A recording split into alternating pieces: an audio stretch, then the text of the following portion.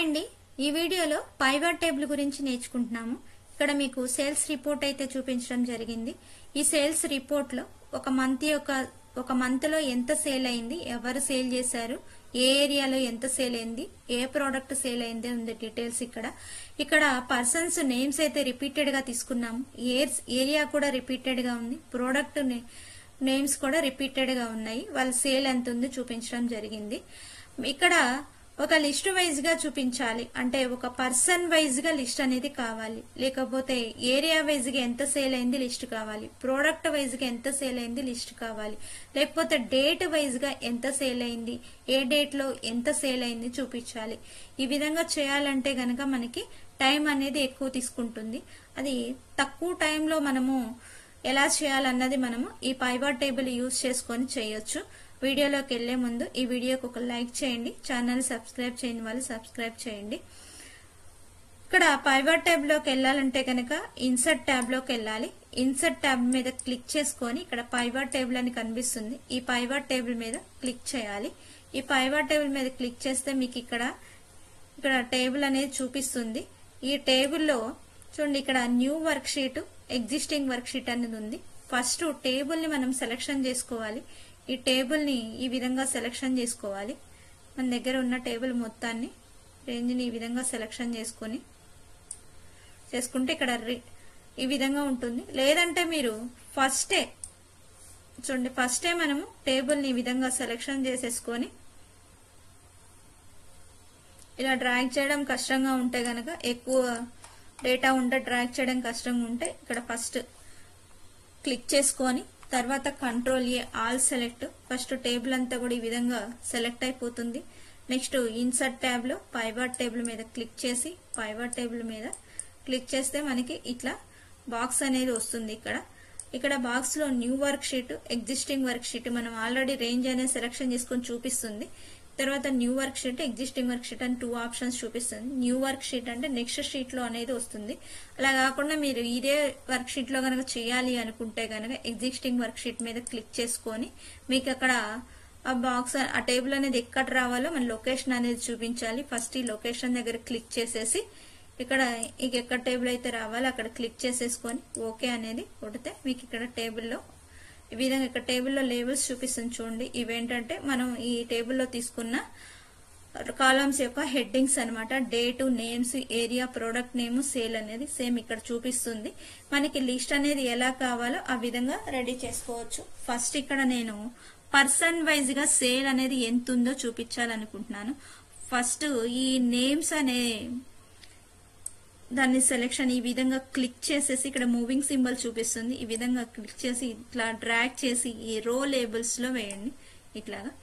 Next sale చూపించాలి కదా, ఈ సేల్ ని వాల్యూస్ ల మీద వేయండి. ఈ విధంగా మనకి ఇట్లా పర్సన్ వైజ్ గా లిస్ట్ అనేది ఈ విధంగా వచ్చింది. నెక్స్ట్ నేను ఇప్పుడు ఏరియా వైజ్ గా సేల్ ఎంత ఉందో చూడాలనుకుంటున్నాను. ఫస్ట్ దీన్ని రిమూవ్ చేయాలంటే దీని మీద క్లిక్ చేసి రిమూవ్ ఫీల్డ్ మీద క్లిక్ చేయండి, ఇది రిమూవ్ అయిపోతుంది. తర్వాత ఏరియా వైజ్ గా కాబట్టి ఫస్ట్ ఏరియాని తీసుకొచ్చి రో లేబుల్స్ లో వేయండి. ఇట్లా ఏరియా వైజ్ గా కూడా మీకు ఎంత సేల్ ఉంది, గ్రాండ్ టోటల్ ఎంత అయింది కూడా చూపిస్తుంది. నెక్స్ట్ నేను ప్రోడక్ట్ వైజ్ గా ఎంత సేల్ ఉంది కూడా చూడాలనుకుంటున్నాను. ఈ విధంగా ఇట్లా కూడా రిమూవ్ చేయొచ్చు. నెక్స్ట్ ప్రోడక్ట్ ని తీసుకొచ్చి రో లేబుల్స్ లో వేయండి.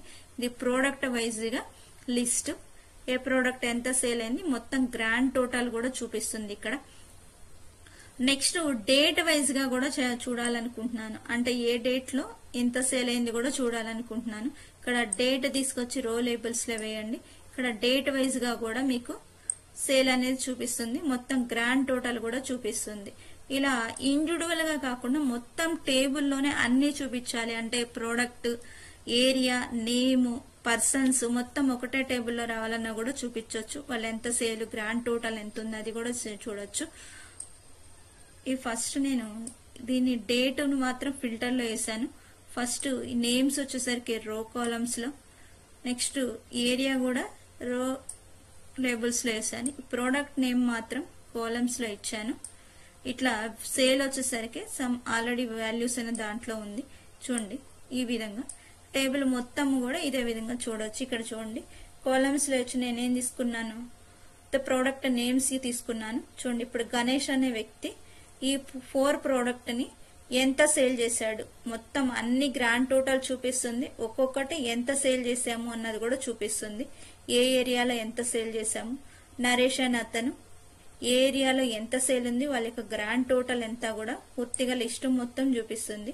ఈ మోడల్ ఇలా కూడా చూపించవచ్చు. లేదంటే ఇక్కడ ప్రోడక్ట్ నేమ్ ఇటు ఇచ్చేసేసి ఏరియా అనేది ఇటు తీసుకెళ్ళండి. చూడండి ఏరియా వైజ్ గా కూడా ఇదొక మోడల్. అంటే మీరు లిస్ట్ అనేది ఎలా ప్రిపేర్ చేయాలో ఆ విధంగా ప్రిపేర్ చేసుకోవచ్చు అనమాట. ఇది చూడండి ఇక్కడ వచ్చేసరికి ఇది ప్రోడక్ట్ వైజ్ గా వచ్చేసింది. నెక్స్ట్ నేమ్స్ తీసుకెళ్లి కాలమ్స్ లో ఇచ్చాను.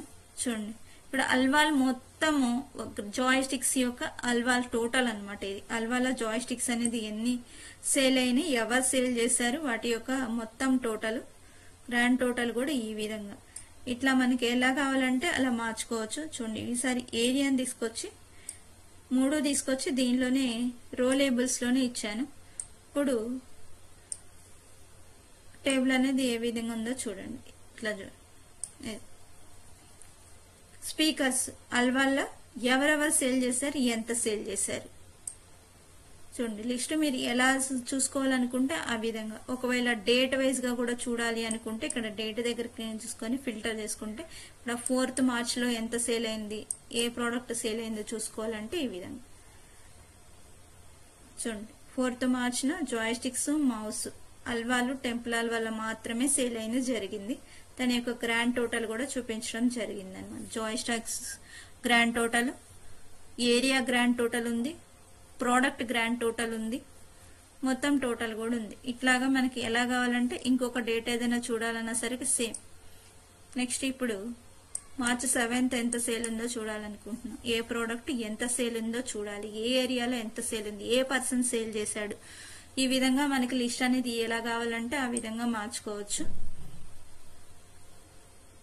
ఇది పైవట్ టేబుల్ యూజ్ చేసుకొని మనం ఎలా మార్చుకోవాలంటే టేబుల్లో ఆ విధంగా మార్చుకొని గ్రాండ్ టోటల్ ఎలా చేయాలి అన్నది చూసాము. ఒకవేళ ఈ వీడియో నచ్చితే గనక లైక్ చేయండి, షేర్ చేయండి, మన ఛానల్ సబ్స్క్రైబ్ చేయని వాళ్ళు సబ్స్క్రైబ్ చేయండి. Thanks for watching.